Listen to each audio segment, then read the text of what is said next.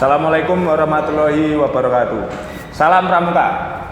Baik, pada kesempatan yang baik ini izinkan saya selaku pemateri akan menyampaikan tentang Pramuka milenial sebagai jati diri Pramuka.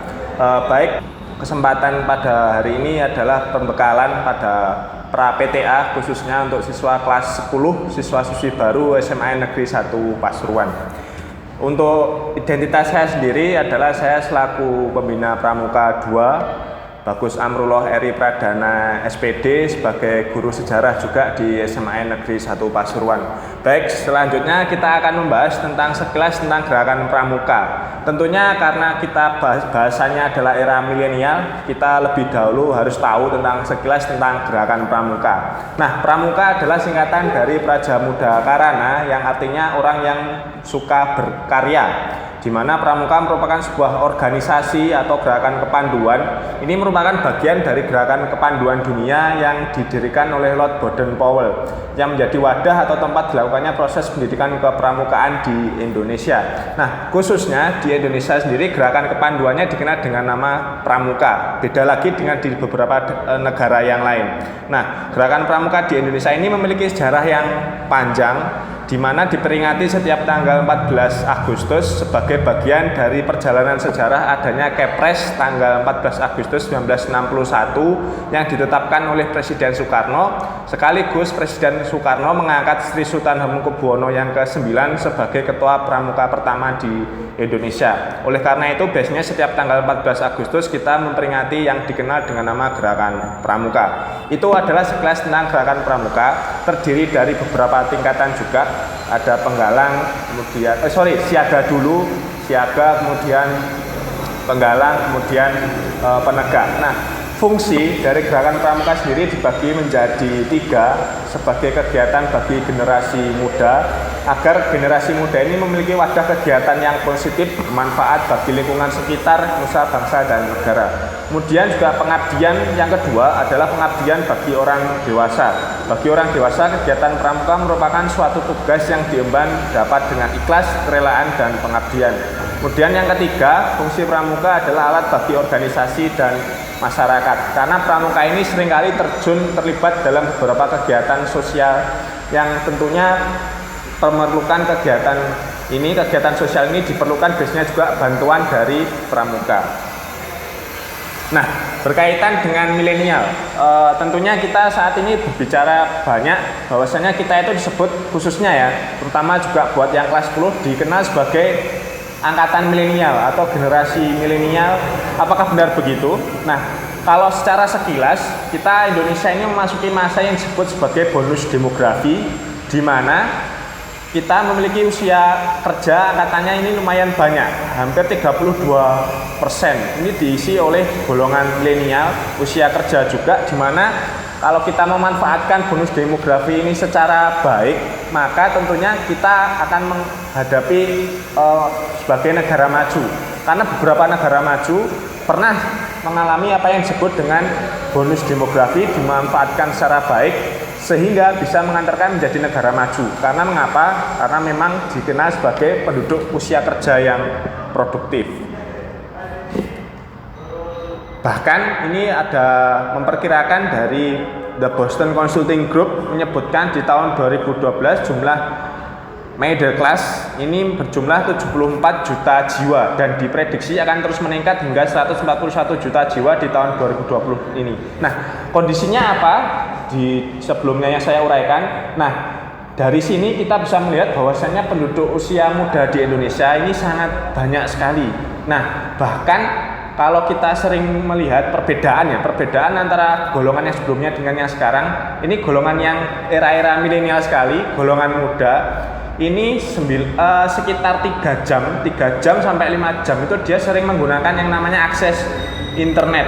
Nah, kemudian yang paling banyak diakses tentunya adalah media sosial Instagram.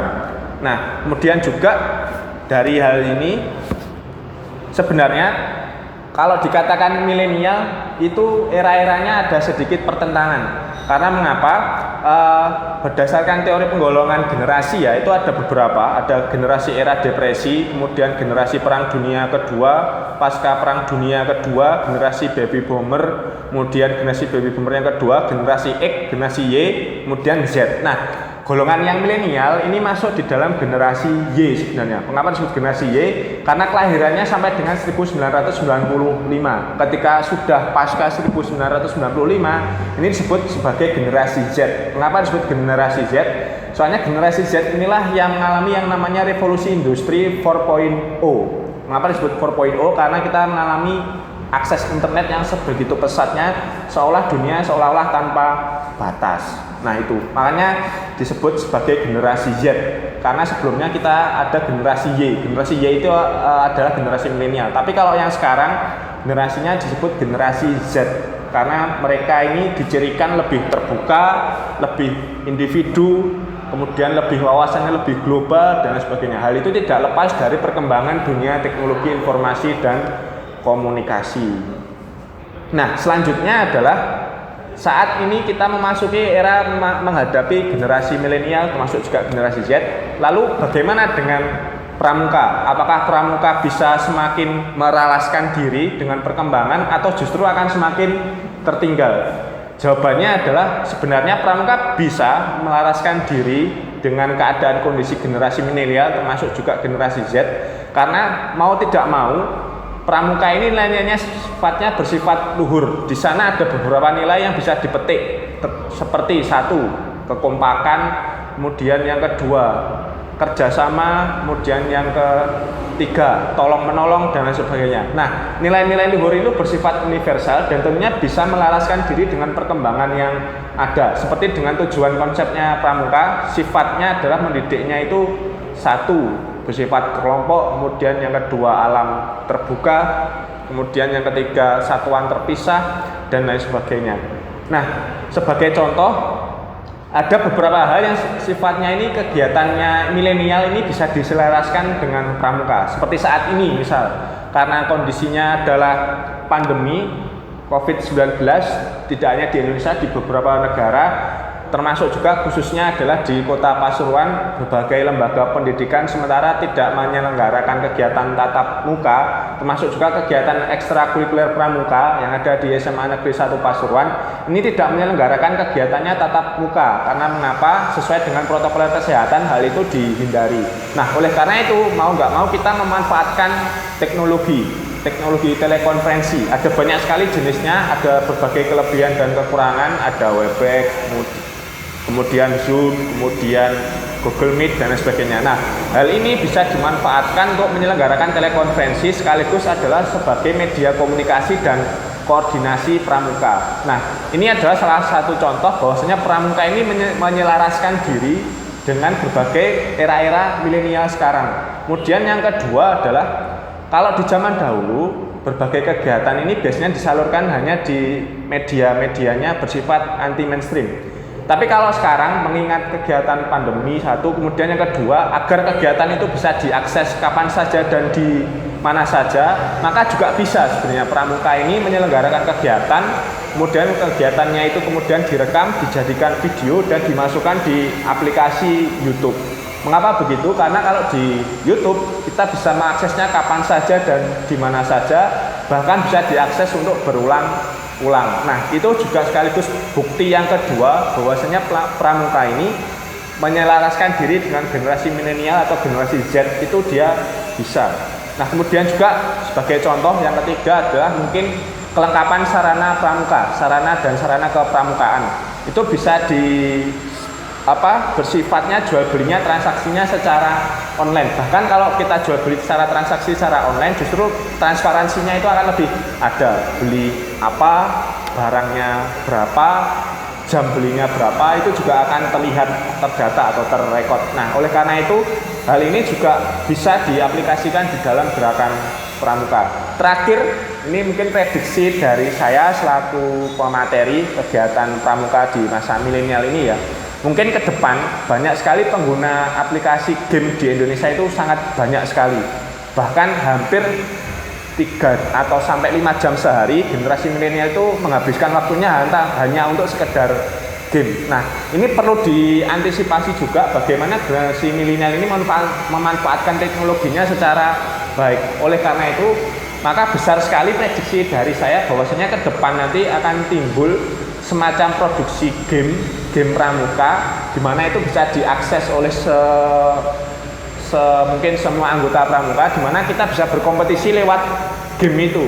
Nah, gamenya pun macam-macam nanti, bisa saja mungkin diaplikasikan. Gamenya itu adalah penjelajahan, kemudian ada kode sandi Morse, di mana itu kegiatannya itu bisa dilakukan secara online lewat aplikasi HP-nya masing-masing. Nah, itu membuktikan bahwasanya ke depan ini pramuka kita akan semakin milenial, tapi bukan berarti kita kehilangan jati diri kita sebagai pramuka yang satu, tolong menolong, kemudian kerjasama dan sebagainya itu tidak akan hilang, karena itu adalah esensinya dari gerakan pramuka. Termasuk juga saat kita mengadakan kegiatan game, itu kan juga bisa kegiatan gamenya dilakukan secara berkelompok. Nah, itu membuktikan bahwasanya esensi gerakan pramuka itu tetap ada. Saya sangat tidak setuju apabila pramuka ini ketinggalan zaman, kemudian tidak update dunia dan sebagainya. Itu saya sangat tidak setuju, karena sebenarnya kalau kita mau menghadapi perubahan ini, yang menyikapi adalah dari diri kita sendiri. Seperti berlaku teori Darwin, bahwasanya apabila kita mampu beradaptasi dengan lingkungan sekitar, maka kita akan mampu bertahan. Tapi sebaliknya, apabila kita tidak mampu menyesuaikan diri dengan keadaan lingkungan, maka kita akan punah. Nah, untuk itu pramuka sejatinya harus juga bisa menyelaraskan diri dengan kegiatan yang bersifat teknologi tanpa menghilangkan jati diri pramuka sebagai hal yang sifatnya universal itu sendiri. Apalagi sudah ditetapkan bahwasanya pramuka itu sebagai ekstrakurikuler wajib, di mana Ketua Pramuka ini tingkat nasional ini ya, Bapak Budi Wasiso ini sangat aktif sekali dalam berbagai kegiatan, menyampaikan bahwasanya juga termasuk di dalam beberapa pidato itu menyelipkan bahwasanya pramuka itu harus mampu menyesuaikan perkembangan zaman. Karena mengapa? Kalau kita tidak mampu menyesuaikan perkembangan zaman, karena itu pasti akan sebuah keniscayaan bahwasanya akan terjadi perubahan. Kalau kita tidak mampu menyesuaikan dengan perubahan, maka kita akan tertinggal. Itu beberapa contoh bahwasanya pramuka ini sudah dikemas dalam gerakannya yang bersifat milenial seperti itu. Demikian yang bisa saya sampaikan dalam materi pra PTA kali ini. Semoga bermanfaat. Kurang lebihnya saya mohon maaf. Sekian dan terima kasih. Wassalamualaikum warahmatullahi wabarakatuh. Salam pramuka.